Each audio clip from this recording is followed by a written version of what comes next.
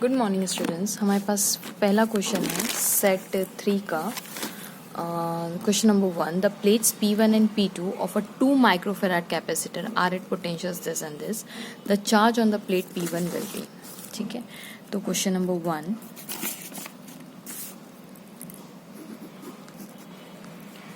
ये हमारे पास प्लेट है, ये P1 प्लेट है लेट्स से, और ये हमारे पास P2 प्लेट है।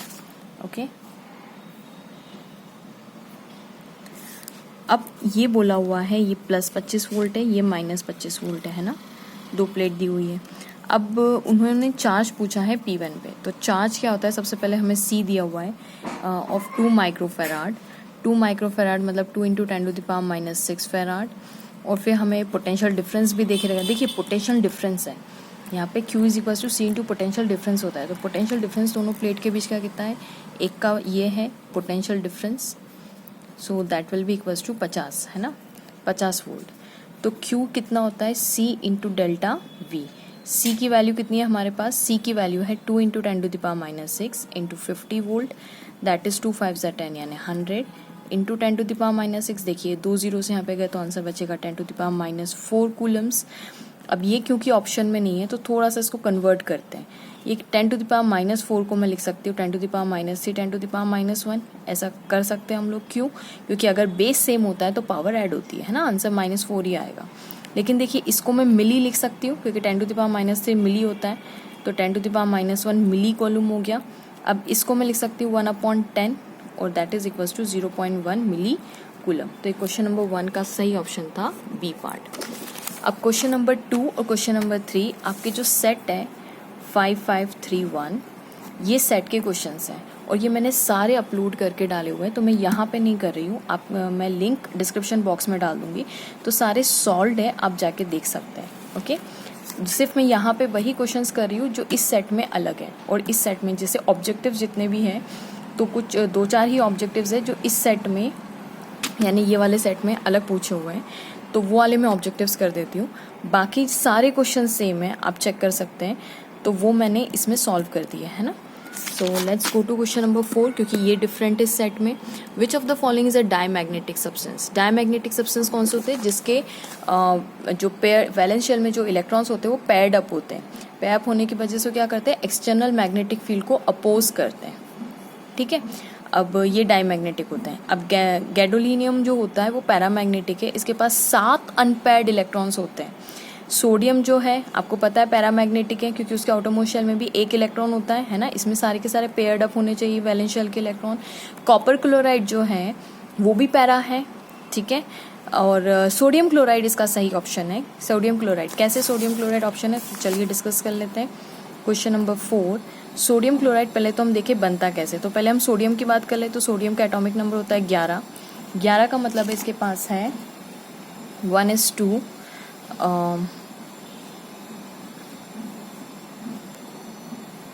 1s2 2s2 2p6 और 1s, थोड़ा सा छोटा बन गया है ये। ओके, तो देखिए 1 2 3 4 5 6 7 8 9 10, आप देख सकते हैं 1s2 2s2 2p6 और 3s1। ये वैलेंस शेल का इलेक्ट्रॉन, ये कंप्लीट शेल है, इनरमोस्ट शेल, और एक इलेक्ट्रॉन एक्स्ट्रा बचा है।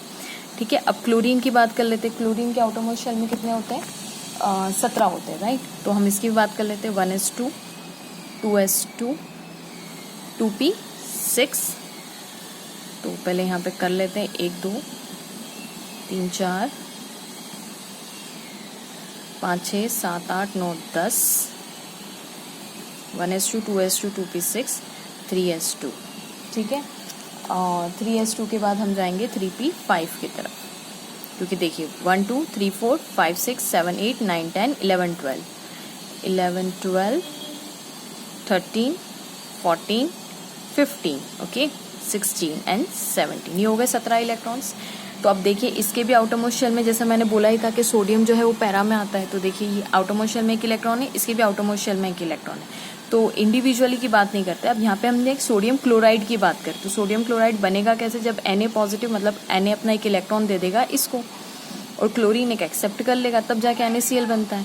तो इसका मतलब ये यहाँ से ऑर्बिटल पूरा के पूरा वैकेंट होके यहाँ पे फिल्ड हो जाएगा इलेक्ट्रॉन। तो अब ये देखिए सारे के सारे जो है पेयर्ड अप है, पेयर्ड अप है मतलब डायमैग्नेटिक। तो सही ऑप्शन था हमारा सोडियम क्लोराइड। नेक्स्ट आते हैं क्वेश्चन नंबर 6 की तरफ। क्वेश्चन नंबर 6 बोलता है, क्वेश्चन नंबर 5 अगेन वही वाले सेट में जो मैंने सॉल्व करके रखा है।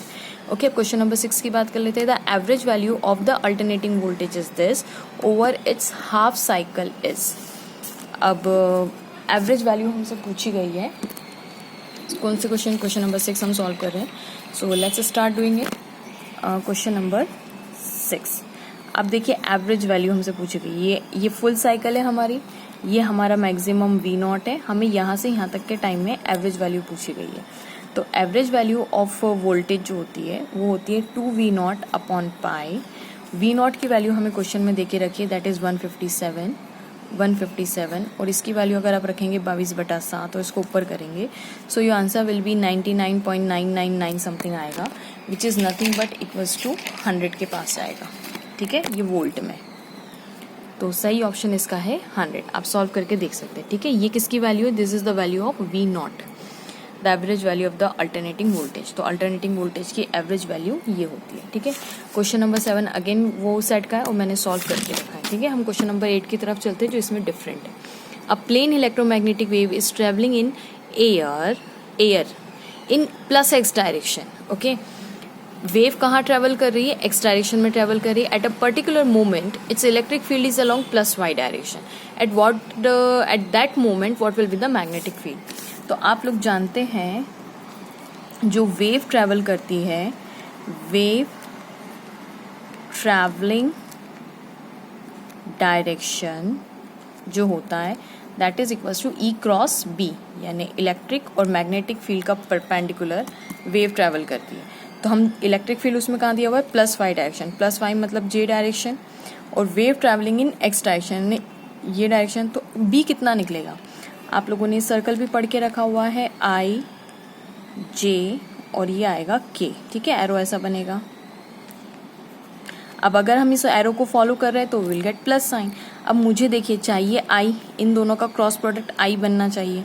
तो J के साथ अगर मैं K का क्रॉस प्रोडक्ट करूँ, J क्रॉस K I देगा, तो J क्रॉस K यानी मैग्नेटिक फील्ड कहाँ होगी, +K डायरेक्शन, K मतलब Z डायरेक्शन। तो सही ऑप्शन है A, +Z direction and in face with E।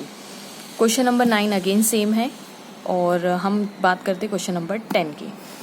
The wavelength of matter wave associated with an electron of a kinetic energy is lambda. If the kinetic energy of electron is double, the associated wavelength is how much? Okay, ये solve कर लेते हैं हम लोग। We have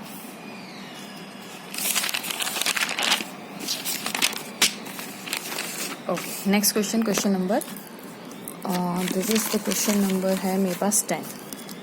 Okay, question number 10 solve कर रहे हैं। Okay, तो क्वेश्चन नंबर 10 में हम देखिए पहले तो हम जानते हैं वेवलेंथ और काइनेटिक एनर्जी की जो बीच का रिलेशन होता है वो ये होता है √2m k। k का मतलब kinetic energy, k is the kinetic energy, h is the plank constant, m is the mass of the electron. अब उन्होंने बोला है कि जब इलेक्ट्रॉन की वेवलेंथ लैम्डा है, जब काइनेटिक एनर्जी k है, तो अब आप बताइए कि वेवलेंथ कितनी हो जाएगी जब काइनेटिक एनर्जी डबल हो जाएगा। तो इसका डबल कर दीजिए, that is √2m into twice of k। पहले जितनी k थी अब उसका डबल हो गया।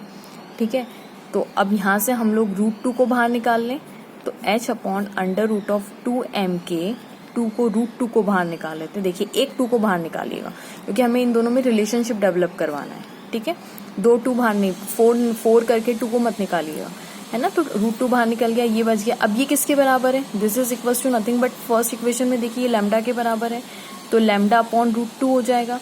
तो उन्होंने बोला हुआ है कि कितना आंसर आएगा। अब आपकी जो नई वेवलेंथ है वो किसके बराबर हो जाएगी, तो ओरिजिनल वेवलेंथ की λ/√2, यानी सही ऑप्शन है ए। अब स्टूडेंट्स क्वेश्चन नंबर 11, 12 और ये जितने क्वेश्चन हैं ये सब रिपीट है इसमें और ये सारे मैं सॉल्व कर चुकी हूँ। I will give the link in the description box.